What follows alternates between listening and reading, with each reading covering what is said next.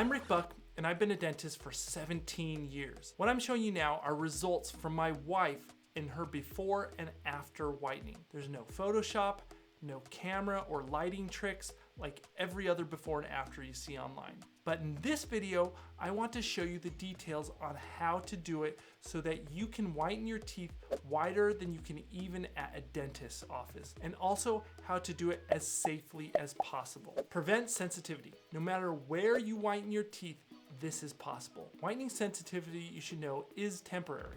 This study shows that the sensitivity associated with whitening normally lasts about 2 to 4 weeks. It also notes that not everyone gets this sensitivity, and those that do get it experience different levels of sensitivity. It also shows if you already have sensitive teeth or gum recession, you're much more likely to get sensitivity while whitening. However, to minimize the sensitivity or chances of it, you should use an anti-sensitivity toothpaste that has potassium nitrate as an active ingredient for 2 weeks before whitening. This has been shown to reduce sensitivity and not affect the outcome of whitening. My specific product recommendations will be in the description below this video. Making trays. The best trays you can get for whitening are the ones custom made at dental offices because they create these reservoirs for gel over each tooth as they make them. The reservoirs hold the gel right against the tooth without spreading it too thin. That's why dental office trays are better. Now, the trays there can be costly, but luckily you can make something similar at home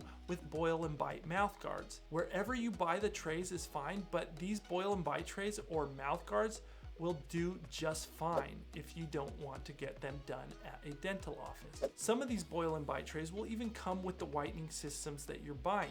The one that I recommend does. So follow the forming instructions wherever you bought them from. Normally it says something like, as soon as the trays start to disform, as you put them in hot water, then you take them out, put them in your mouth, press on your lip over the tray as you suction all the air out from between the teeth and the tray, and this will make a tight seal and an impression of your teeth. And then once that's done, you can take that impression and it will make a whitening tray. But if you want to go even further, here's what you can do. You can make your own reservoirs in these trays by taking a small hot instrument and lightly picking out the plastic from the front surface of each tooth. When I did this with these, I used a heated up small flathead screwdriver. There are probably safer ways to do this. For example, you could probably use a tool from like a wood burning kit or something like that. Any way you choose, do it at your own risk. The key to making these reservoirs is to be gentle. If you press too hard and go too deep, you will put a hole in it and you'll have to start over. Or sometimes you can take plastic from elsewhere on the tray and heat that up and cover the holes that you made. But it's best just to have a light touch and not make that hole in the first place. Also keep in mind the reservoir doesn't need to span the whole front surface of the tooth. In fact, if you take too much off the front surface of the teeth, the tray may become too loose. These depressions that you're making need to just act as a small reservoir. Now, you might need to buy a package of extra trays in case you mess up, but luckily these trays are pretty cheap. Now, people often complain, like, this is so much work. Yeah, you don't have to do this, but I'm showing you the best way, not the easiest way. Once again, if you don't do this, most of the gel spreads very thin as you put the trays in your mouth. You want the gel to stay in place on the front of the teeth. Now, the last thing you may want to do is trim away the gum portion of the trays. But if it makes the tray too loose, you will have to start over.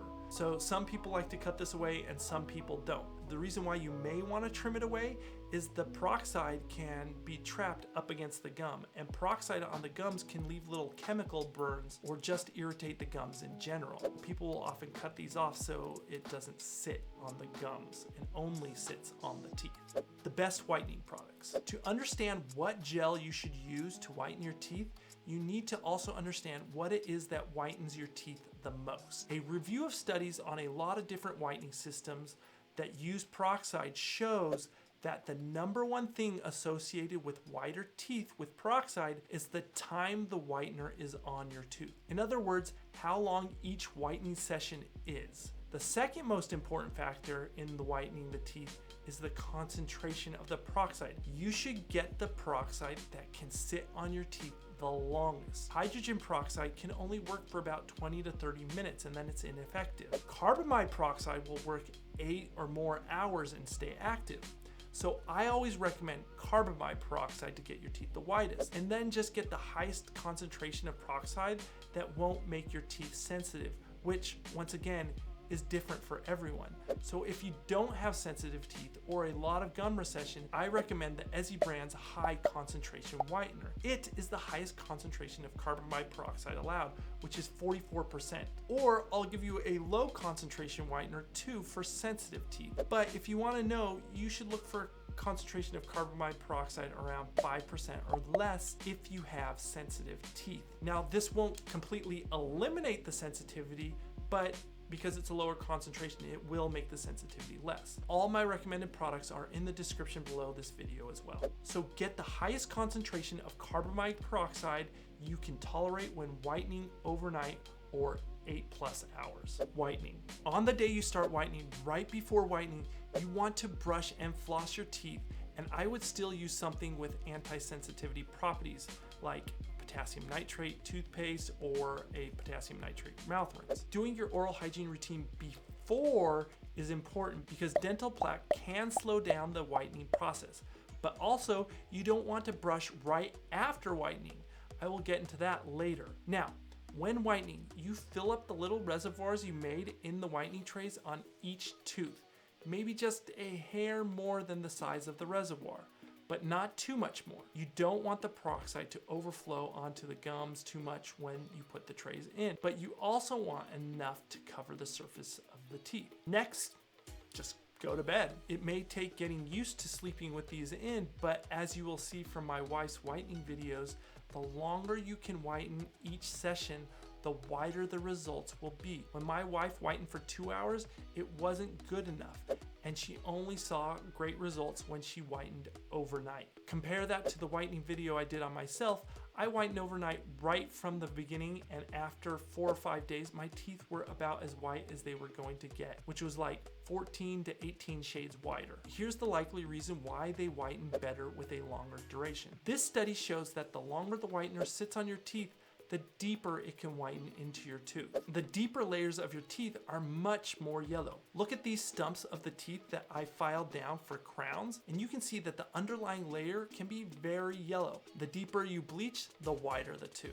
Quickly, before I get to the most interesting part, I developed the best toothbrush, floss, and other dental products that are in Amazon affiliate links in the description. Those dental products will give you a stunningly clean mouth. You should watch my videos about why they are the best, posted at the end of this video, so you brush and floss with superior results. After whitening. Now what do we do after whitening? The first thing you want to do is rinse your mouth with water. Just swish and get all the gel off your teeth. You don't want to brush right after whitening your teeth. Let me explain this with an example from what happens to your teeth after eating. Every time you eat, your teeth go through this demineralization process that leaves them weak and susceptible to abrasion. And after about 30 minutes, the teeth remineralize and become stronger again. That is why you are supposed to wait 30 minutes to an hour after eating until you brush your teeth. Otherwise, over time, they could noticeably wear away. I have plenty of videos on that, but my point for this video is this happens as well after using carbamide peroxide. You want to wait 30 minutes to an hour to brush after whitening. However, this is a review that looked into many studies on this subject, and they took into consideration studies on the possible loss of hardness of teeth from whitening and found it was completely safe. It states, considering the literature reviewed, we conclude that the tooth bleaching agents based on hydrogen or carbamide peroxide have no clinically significant influence on enamel/dentin mineral loss caused by erosion or abrasion. Furthermore, the treatment is tolerable and safe, and any adverse effects can be easily reversed and controlled. The reason why I show this to you is because a few early studies showed opposite results of this, and that it did leave microscopic damage, and some people left comments on my other videos about this saying, why are you recommending this method? However, over time they found that these studies used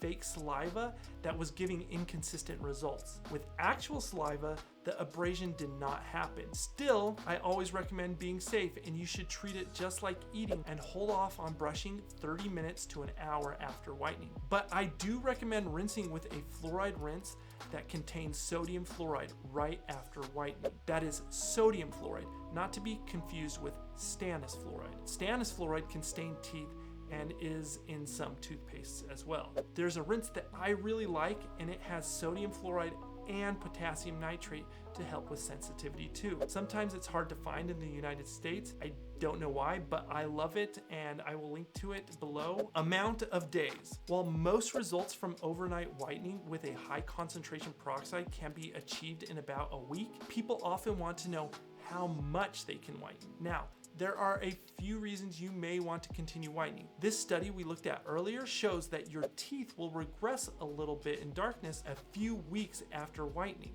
So continued whitening can help maintain the original results, or maybe even get them slightly whiter. But you want to be a little careful at whitening too many consecutive ways. What I'm about to explain is very rare, but is worth noting. I just hesitate in telling you because I don't want to freak someone out, because once again, this is rare. I always tell people to bleach 7 to 8 days, and if you want to do more, wait a few weeks or months, then do another 7 or 8 days. And if you still want more, then wait again and do 7 or 8 days, and so on and so forth. Why? Peroxide is actually something your body naturally makes in a much smaller concentration. Peroxide does a lot of good things.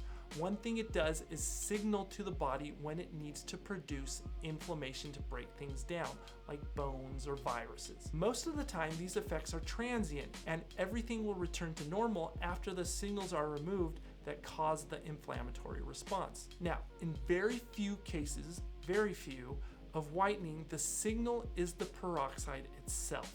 If the body determines peroxide is an issue and is not transient, it can start dissolving the tooth. But this is more common when a dentist bleaches a tooth from the inside, called internal bleaching. It's rare with that, and it's extremely rare with at-home bleaching. In fact, I've only heard of this once happening from someone that went to an endodontist that I refer to. But this patient, you can see here, whitened their teeth every day for months to years, and it does not look like they whiten their teeth, so what gives? Once we look at the CT scans, we can see that the body started to break down the teeth because they were whitening their teeth way too much. Remember, just to do all things in moderation, but this guy was whitening his teeth every day for years. Now, that time period of consecutive days of whitening seems to be over months to years, not hours or a few days. But if you want whiter teeth than what high concentration bleaching can do, then come to me and I'll get you really nice white veneers like all the movie stars and Instagram models. So don't be worried, just take these safety tips, use them with my tips for whitening, and you will get optimally white teeth for you, and you'll do it in a safe manner. Watch all my daily tooth care videos I have posted now for the best techniques, tips, and products for a stunningly clean mouth that avoids tooth decay and gum disease and gives you fresh breath. My dental products are in Amazon affiliate links in the description below, and if in Southern California, my dental office is in the description as well. If you're a dentist with a digital scanner, my brother's incredible dental lab is in the description, and he can work with you anywhere inside the United States. Like and subscribe to my channel if you have teeth.